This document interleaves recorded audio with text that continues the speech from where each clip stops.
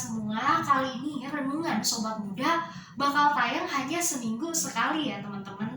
Berkaitan bukan karena ada mengapa dan kenapa, tapi karena aku pengen Sobat Muda berjumpa sama aku lewat video ini seminggu sekali.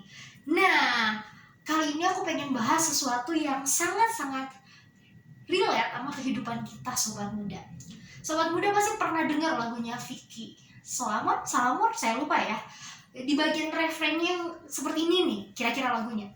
Biar orang tahu katong berbeda sayang, jujur beta tetap cinta, walau beda agama. Bagus banget ya lirik lagunya. Tapi ini merupakan sebuah pergumulan yang relate banget sama hidup kita. Berapa banyak kita pemuda Kristen saat ini terjebak dengan cinta yang berbeda agama. Banyak orang berkata bahwa ketika saya memacari dia, walaupun kami berbeda, saya percaya suatu saat nanti dia bisa menerima Tuhan Yesus, mempertuhankan Tuhan Yesus. Toh ini bukan sekedar pendekatan gitu, ada harapan kayak gitu. Baik yang cowok maupun yang cewek, ketika kita menjalani hubungan beda agama, setiap kita pasti percaya bahwa suatu saat mungkin dia akan mengikuti keyakinan saya ya. Suatu saat mungkin dia akan mengalami perubahan dan terlalu banyak harapan untuk kita bersatu. Ya, ini sesuatu yang sangat relate dengan kehidupan saat ini. Mungkin dari 10 ada 3 atau 4 diantaranya yang berpacaran berbeda agama. Atau lagunya Mahal ini kita pernah dengar, Tuhan memang satu, kita yang tak sama. Apakah Tuhan satu? Banyak di antara kita yang berkata ya Tuhan satu. Kalau balik ke cerita Adam dan Hawa, ya Tuhan satu, pencipta manusia itu satu. Tapi kita manusia yang berbeda. Benarkah demikian? Ini merupakan pertanyaan-pertanyaan penting yang ingin saya jawab di bagian ini. Saya nggak ingin menjawab berdasarkan apa yang saya ketahui ya Sobat Muda, tapi kita mau jawab sama-sama pertanyaan ini dengan apa yang tertulis di dalam Alkitab. Sobat Muda, sampai saat ini saya masih sangat senang membahas dari kitab Perjanjian Lama, dari kitab Bilangan pasal yang ke-25 ayat 1 sampai dengan ayat yang ke-18. Ini mengupas tentang cinta berbeda agama atau cinta berbeda keyakinan. Itu kenapa saya mau menyoroti tentang pasangan yang seiman. Pertanyaan pentingnya, kenapa atau mengapa harus seiman? Bukankah Tuhan itu satu? Bukankah setiap manusia diciptakan oleh Tuhan yang sama, walaupun dengan keyakinan yang berbeda? Yang berbeda kita ya. Atau ada yang beralasan ya seperti yang saya katakan tadi, suatu saat mungkin kami bisa menyatu di dalam pernikahan beda agama. Khususnya untuk pemuda Kristen, apakah boleh kita menikah atau kita berpacaran dengan orang yang berbeda keyakinan dengan kita? Saya tidak akan menjawab ya atau tidak, tapi biarlah teman-teman Sobat Muda yang akan menjawab melalui perenungan kita pada malam hari ini. Pasangan seiman, mengapa harus seiman? Nah, alasan yang pertama, ada 3 alasan kenapa kita harus pacaran dengan orang yang seiman. Ini saya angkat dari Kisah Bilangan 25 ayat 1. Peristiwa apa sih di dalam Kisah Bilangan 25 ayat 1 sampai 18? Ini tentang peristiwa di mana bangsa Israel menyembah Baal Peor. Baal Peor merupakan ilah-ilah zaman dulu yang disembah oleh orang Moab. Nah, pada waktu itu bangsa Israel berkemah. Ini perkemahan terakhir sebelum mereka memasuki tanah Kanaan. Jadi perbatasan antara Sungai Yordan itu batasan ya ketika mereka memasuki tanah Kanaan. Dan tanah ini, tempat orang Moab berdiam ini adalah tanah yang juga nanti akan menjadi milik suku-suku Israel. Dan tanah ini juga merupakan banyak peristiwa yang terjadi di tanah ini. Ketika perkemahan terakhir kali, Musa juga berpulang dan Yosua ditunjuk sebagai pemimpin. Nanti ada pengintaian kota Yeriko. Ini merupakan tempat yang sangat penting. Ingat ketika peristiwa Bileam mengutuki bangsa Israel tapi berubah menjadi berkat, itu juga terjadi ketika bangsa Israel berkemah di tanah ini. Atau di ayat 1 dikatakan tinggal di Sitim. Sitim merupakan bagian dari tanah Moab. Nah, pada peristiwa itu atau pada waktu itu bangsa Israel berzinah terhadap Allah. Ini sesuatu yang sangat penting. Jadi ketika mereka ada di tanah Moab, mereka mulai tergoda tergoda melihat wanita-wanita Moab yang pasti cantik rupawan. Mereka tergoda untuk meniduri wanita Moab, bergaul dengan wanita Moab, dan lain-lain yang terjadi.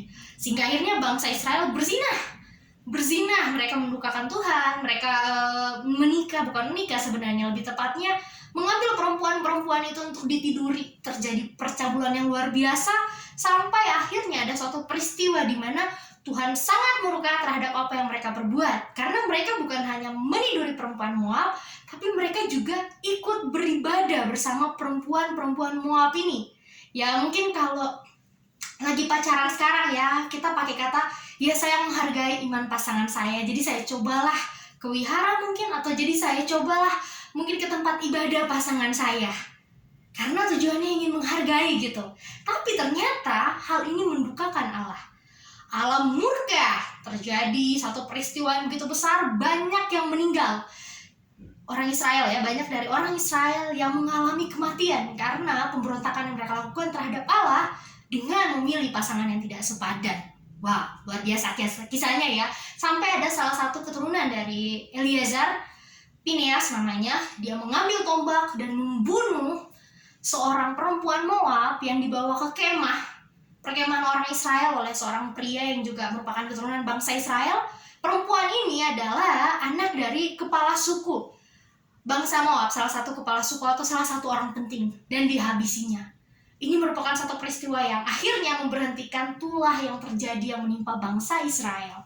Nah, dari cerita ini saya mau ajak sobat muda untuk kembali berpikir, apakah pacaran beda agama boleh? Apakah Tuhan memang hanya satu yang berbeda kita manusia?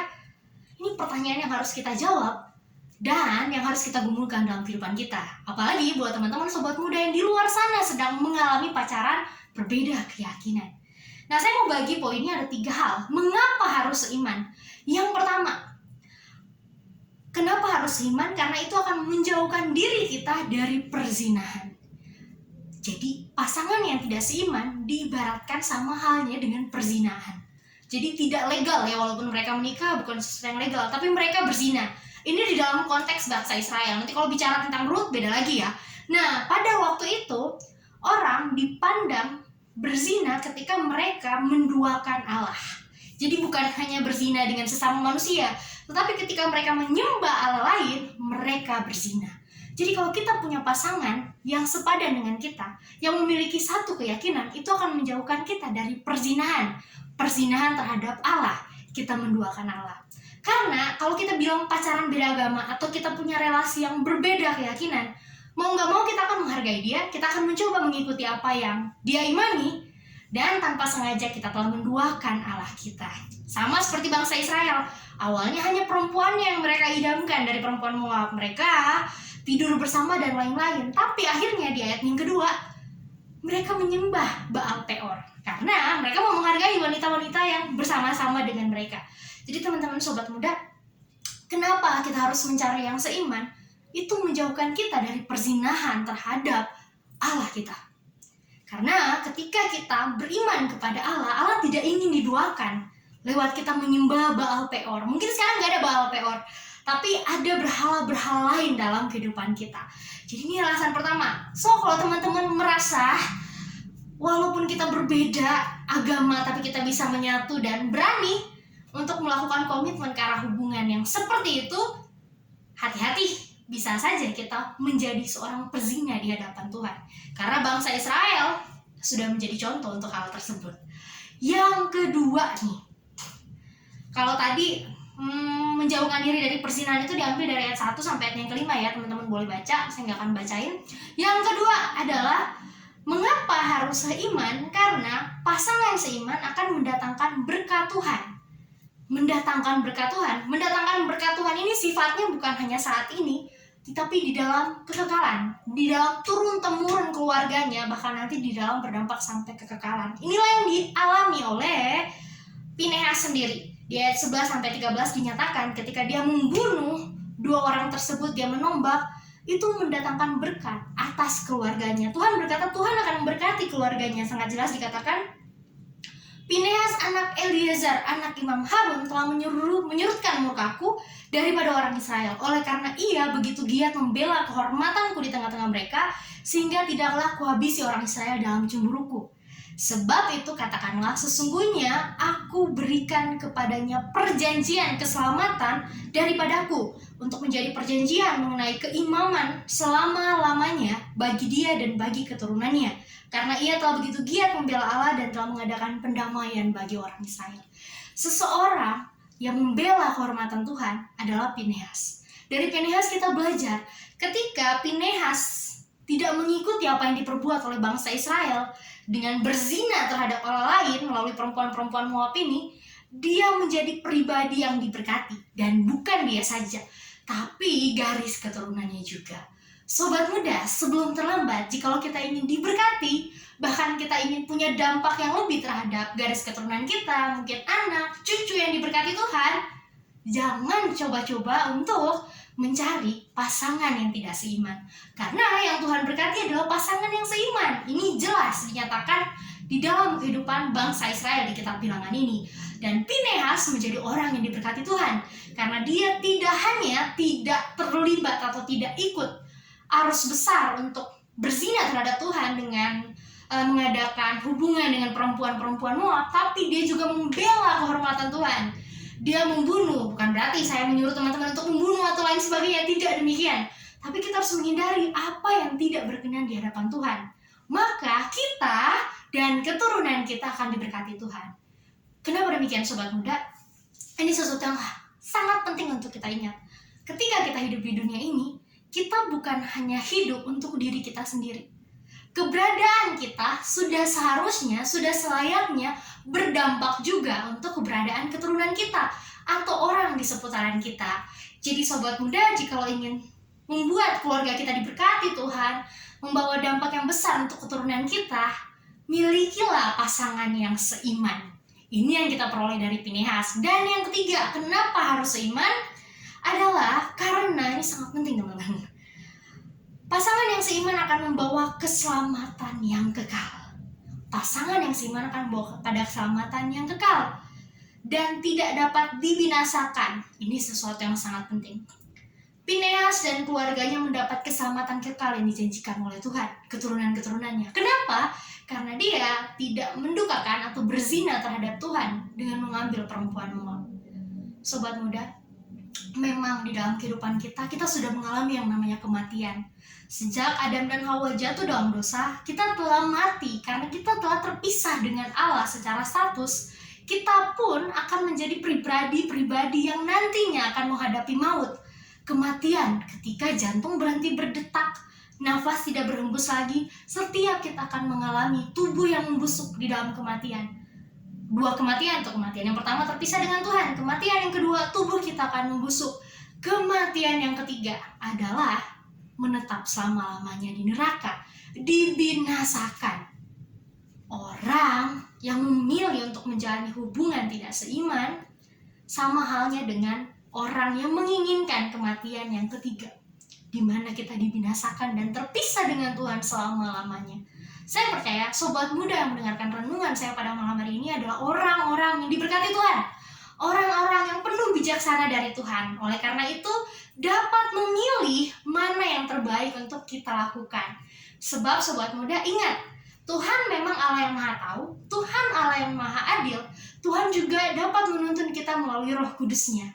Tetapi Tuhan juga memberikan kehendak bebas kepada saya dan sobat muda sekalian. Kenapa demikian? Karena kita bukan robot, kita adalah ciptaan Tuhan yang merupakan gambar dan rupa Tuhan. Oleh karena itu, kehendak bebas kita adalah pilihan kita, bagaimana kita mengambil keputusan. Apakah teman-teman mau mengalami kematian yang ketiga? Kehidupan yang dibinasakan, terpisah selama-lamanya dari Tuhan, atau teman-teman mau mendapatkan kehidupan yang kekal? Nah, dari 3 poin ini teman-teman, saya mempersilahkan teman-teman untuk kembali bergumul ketika kita yang terjalin dengan hubungan yang tidak seiman. Coba berpikir baik-baik. Kenapa alasannya? Apakah dengan alasan yang suatu saat kita bisa bersatu, mungkin dia bisa ikut saya, atau kita akan menjalani pernikahan tidak seiman? Ujung-ujungnya salah satu pasti bakal ikut teman-teman. Sebelum terjadi, Pikirkan 3 alasan ini. Kalau kita mau tidak mendukakan Tuhan lewat perzinahan karena menyembah Allah lain, pilihlah pasangan yang seiman. Kalau kita mau hidup kita, keturunan kita diberkati oleh Tuhan, pilihlah pasangan yang seiman. Dan yang terakhir, kalau kita mau menghindari kematian kekal atau kebinasaan, kematian yang ketiga, pilihlah pasangan yang seiman. Karena itu akan membawa kita kepada keselamatan yang kekal. Dalam 1 minggu ini, biarlah renungan ini boleh terus mengingatkan kita betapa pentingnya memiliki pasangan yang seiman. Dan ingat, pasangan seiman bukan berarti hanya sama-sama Kristen. Kristen tidak menjamin kita seiman, tapi benar-benar pasangan kita itu sungguh-sungguh menjadikan Yesus Kristus sebagai Tuhan, Juru Selamat satu-satunya di dalam kehidupannya. Sampai ketemu di video selanjutnya di minggu yang akan datang. Tuhan Yesus memberkati teman-teman. Bye-bye sobat muda.